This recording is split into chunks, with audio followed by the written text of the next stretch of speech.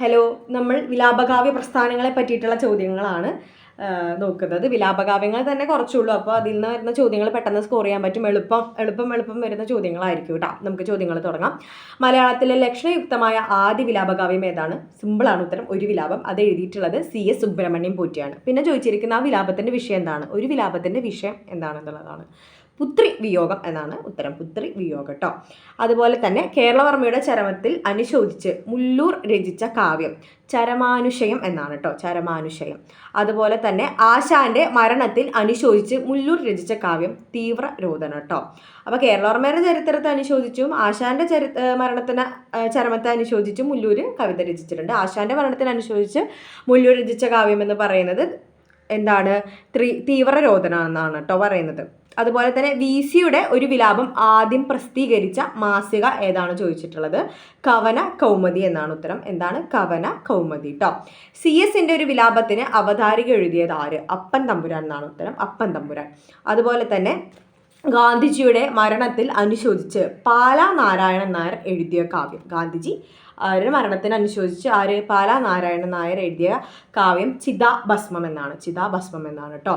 ഗാന്ധിജിയെ അനുസ്മരിച്ച് പാദമുദ്ര എന്ന കവിത എഴുതിയത് വയലാറാണ്. ഗാന്ധിജി അനുസ്മരിച്ച് പാദമുദ്ര എന്ന കവിത എഴുതിയത് ആരാണ്? വയലാറാണ് കേട്ടോ. കെമിസ്ട്രിയിൽ തോറ്റതിന് AR രചിച്ച വിലാപകാവ്യമാണ് ഭംഗവിലാപം കേട്ടോ. ഭംഗവിലാപം.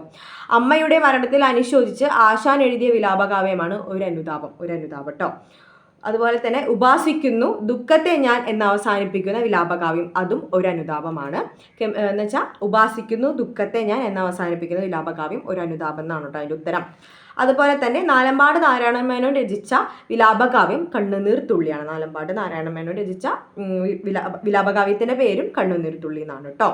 ആശാന്റെ മരണത്തിൽ അനുശോചിച്ച് മുതുകുളം പാർവതി അമ്മ രചിച്ച വിലാപകാവ്യം ഒരു വിലാപം തന്നെയാണ് കേട്ടോ അതിൻ്റെ ഉത്തരം. ഒരു വിലാപം തന്നെയാണ് കേട്ടോ. അതുപോലെ തന്നെ വെള്ളത്തോൾ സ്വന്തം ശാരീരിക വൈകല്യത്തിൽ വേദനിച്ചെഴുതിയ വിലാപകാവ്യം ഏതാണെന്നാണ്? ബധിര വിലാപം എന്നാണ്. ബധിര വിലാപം എന്നിട്ടാണ് കേട്ടോ. അതുപോലെ തന്നെ കണ്ണുനീർ തുള്ളിയെ ഭാഷയിലെ താജ് എന്ന് വിശേഷിപ്പിച്ചത് ആരാണ്? അതിൻ്റെ ഉത്തരം സഞ്ജയൻ എന്നാണ് കേട്ടോ. സഞ്ജയൻ എന്നാണ്.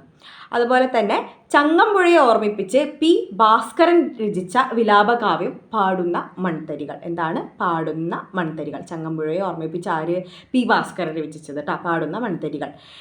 എവിടെ ജോൺ എന്ന അനുസ്മരണ കാവ്യം രചിച്ചത് ആരാണ്? ബാലചന്ദ്രൻ ചുള്ളിക്കാട്. ആരാണ്? ബാലചന്ദ്രൻ ചുള്ളിക്കാട്. എവിടെ ജോൺ.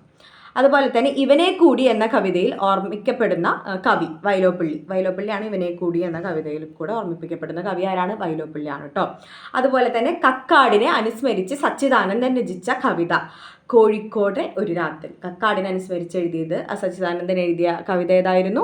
കോഴിക്കോട് ഒരു രാത്രി. വിലാപകാവ്യങ്ങൾ ആകെ കുറച്ചുള്ളൂ, അപ്പോൾ അതിൽ നിന്ന് വരുന്ന ചോദ്യങ്ങൾക്ക് നമുക്ക് പെട്ടെന്ന് സ്കോർ ചെയ്യാൻ പറ്റും. അപ്പോൾ ഇത്തിരി ചോദ്യങ്ങളുണ്ടാവുള്ളൂ, വിലാപകാവ്യം കുറച്ചുള്ളൂ. പിന്നെ എല്ലാത്തിൻ്റെയും പേര് കുറച്ച് ഫെമിലിയർ ആണ്, അപ്പോൾ ഭയങ്കര എളുപ്പം ആൻസർ ചെയ്യാൻ പറ്റുന്നൊരു മേഖലയാണ് ഈ വിലാപകാവ്യങ്ങളുടെ മേഖല എന്ന് പറയുന്നത്. Okay, by.